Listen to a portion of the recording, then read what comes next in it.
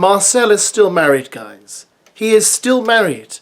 And yet here he is, going into Love Island All-Stars. I mean, okay, well, he must be one of the first, let's be honest, one of the first married contestants on Love Island. I feel like this is a bit like the scenario where your parents are forcing you to eat a vegetable you don't like, and they're saying, here's the broccoli, you have to eat the broccoli, and you say, I don't want the broccoli, but they say, you're getting the broccoli anyway. And I feel like ITV have said, we know Love Island fans don't want another season of All Stars, but you're getting it anyway. And the annoying thing is that I will sit down and watch it anyway.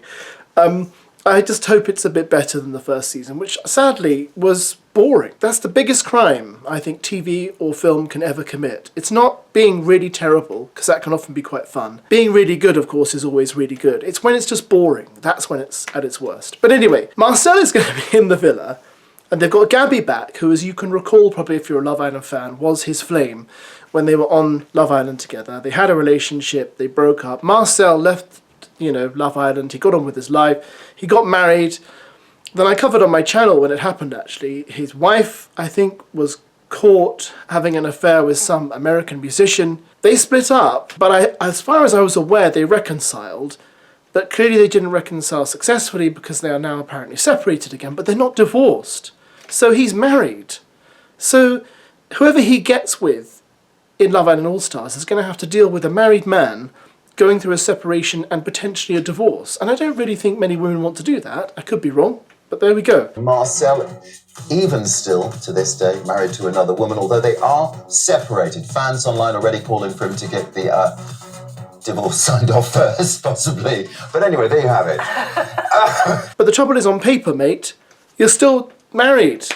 We had this once at my church, where a woman at our church had married someone else in the church, and their marriage didn't work. And she'd separated from him but not divorced him, but wanted to start dating other guys. And we're like, well, but you're still married. You haven't officially divorced. You can't do this. But apparently you can. Love Island says you can, which of course means it's absolutely fine. But there you go. At least it's something different, eh? We have Curtis Pritchard back in the villa. Famously, of course, dated Maura Higgins. Maura Higgins, who was recently on I'm a Celebrity, Get Me Out of Here. So bang up to date there, ITV. You're all in honestly, all in each other's pockets. You have Maura on I'm a Celebrity, Curtis back on All Stars.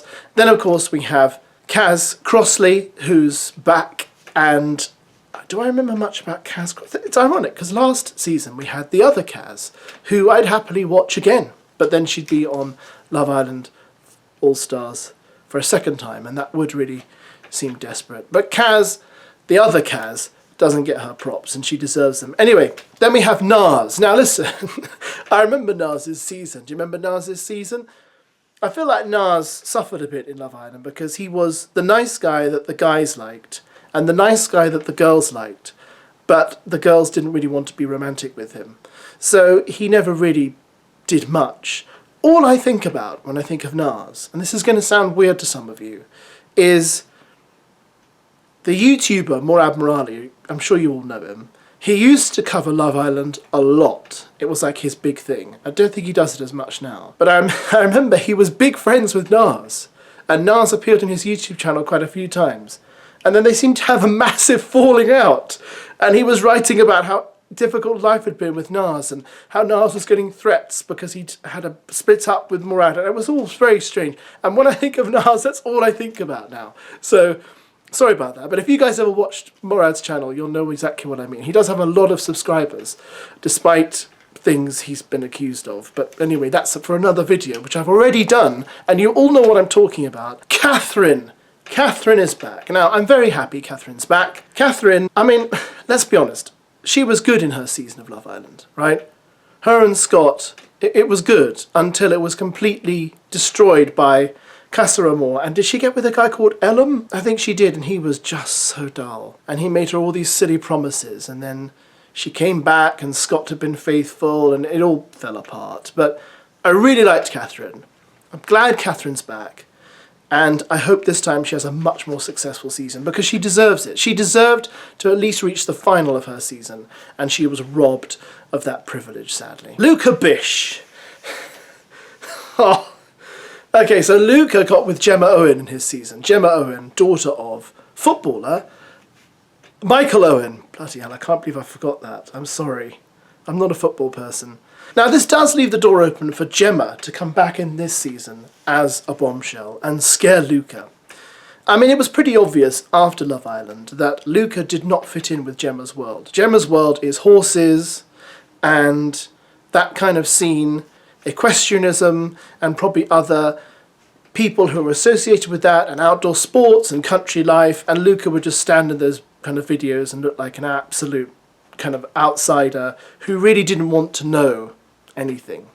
Because, you know, you have people who are outsiders, but they join in, they muck in, and they get on, but he clearly didn't want to do any of that. So, but he was also, I've got to say, Luca was a bit boring. He was a bit of a wet blanket, but maybe this time he'll be better. I don't know, but he's back anyway, and yeah, he sells fish. Luca Bish sells fish. Does he actually? Is he really a fishmonger? I'm not sure. He doesn't seem to do much fishmongering at the moment. I haven't seen him around with many fish. You know, fishmongers are always walking around with fish. Olivia. Olivia was a very polarising figure on her season. Now, I will say this about Olivia. She did bring the drama. She did stir the pot. So she will be quite good for that. She's a funny one because Olivia, during and after Love Island, we kind of found out she had quite a career as kind of, apparently she's Michelle Keegan's body double. But also she appears in movies. Like I remember she's got a tiny walk-on part in one of the Fast and Furious films where she's just standing in the background. She's also done walk-on parts on EastEnders and lots of other things emerged while she was on Love Island. So she's clearly well-versed in television. Let's think of what I'm trying to say. So she knows what she's doing, and she'll hopefully at least make it a bit more fiery, which is what All Stars really needs. Because if the first season's anything to go by, they're not going to leave the villa much, if at all. So they need to keep things interesting in the villa, because they do kind of constrain it slightly if they're, like, let's see if they're going to play it like they did last year. You know, I saw Maya Jama on TV earlier promising it was going to be a bit different, but they always make these promises and sadly they don't often deliver. Oh, there it is. Yeah. Hello, Barbie. Yeah. I love that. It's a Barbie kitchen. Ronnie's back. I mean, it feels like Ronnie's never left. I mean, yeah, okay, I'll watch Ronnie. I'm not quite sure why. You know, he's back already. I'm like, wow, dude, you were only on this show a matter of months ago. I'm sure you all remember Ronnie.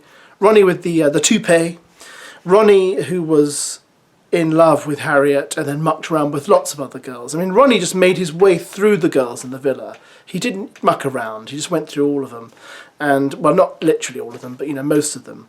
Settled on Harriet, lost Harriet, then they got back together outside the villa and broke up again. So having Ronnie back should be fun. Whether anyone will make a connection with him is entirely another matter, because he makes connections but breaks connections very quickly. Scott Thomas, one of our older Love Islanders from the 2016 season, that's season 2, and he's got fame. His brothers are soap opera actors, I think he may have appeared with them in soap operas, and yeah, he's back. So him and Marcel lead the way as the most senior Love Islanders in the villa, which must mean they're nearing their 40s, which that's quite, I mean, it's not old, I don't think, but to be doing this kind of thing, maybe it's a bit old to be doing this kind of I'm still looking for my girlfriend kind of thing.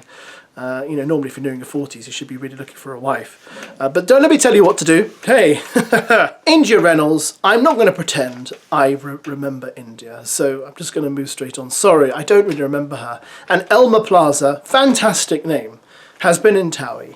She's back as well. So that's our assembled cast for Love Island Season 2, guys. Are you excited?